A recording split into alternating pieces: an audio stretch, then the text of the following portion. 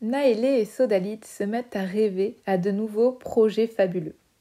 Sur la table de salon, à la surface d'une grande feuille commune, ils dessinent des formes. La géométrie détend les organisations mentales. L'imagination avance au pas, puis cavale au trot et s'enfuit au galop. Tandis que Naélé croque les visages des invisibles, Sodalite excelle en représentation de plantes aromatiques. La pointe de sa mine traçant sur la surface tendre du papier à grains. Naélé continue et s'amuse à crayonner une forme rectangulaire, à la guise de ses envies qu'elle déforme. Elle se remémore la visite de la roulotte dans la forêt. Le sablier du temps laisse écouler la nuit noire. La musique emporte la cadence des plumes. L'encre se diffuse, éparse, représentant un univers singulier. Peu à peu, les pupilles se dilatent, les yeux se fatiguent et les paupières clignent. Le marchand de sable pousse les illustrateurs à rejoindre Morphée, qui s'est déjà installé sous les couettes, prêt à les toucher de ses pavots.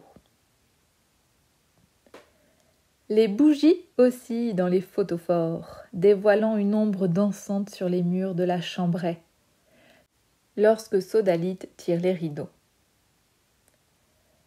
Naélé saisit un des livres de la bibliothèque et s'assied sur le lit pour le feuilleter.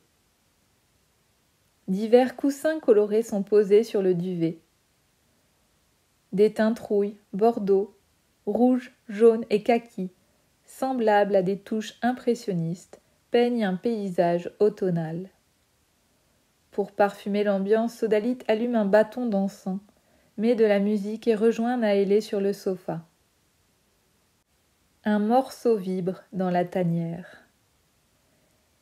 Ils échangent quelques dernières expériences passées, idées futures et envies. Ils évoquent les histoires de la forêt endormie, vue par les visibles. Le livre déposé sur la table de chevet, Naélé et Sodalite se couchent l'un à côté de l'autre. La nuit obscure atténue la retenue, dissipe la pudeur et libère les quelques réserves. Les mains juxtaposées, la tête lourde de sommeil, les âmes s'évanouissent.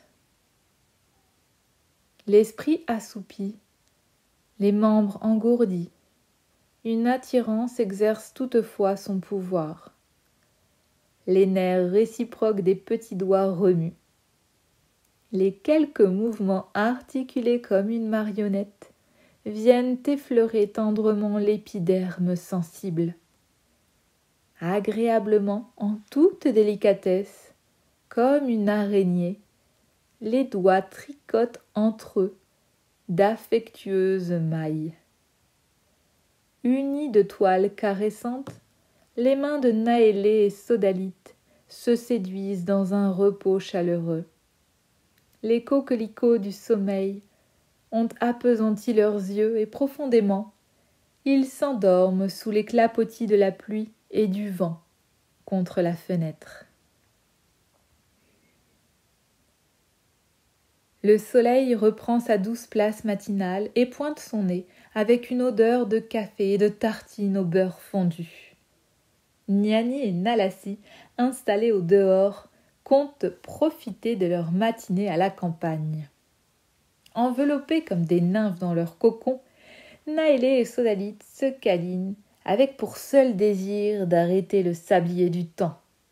L'un et l'autre se retiennent mutuellement, s'embobinant dans des fils de la veille.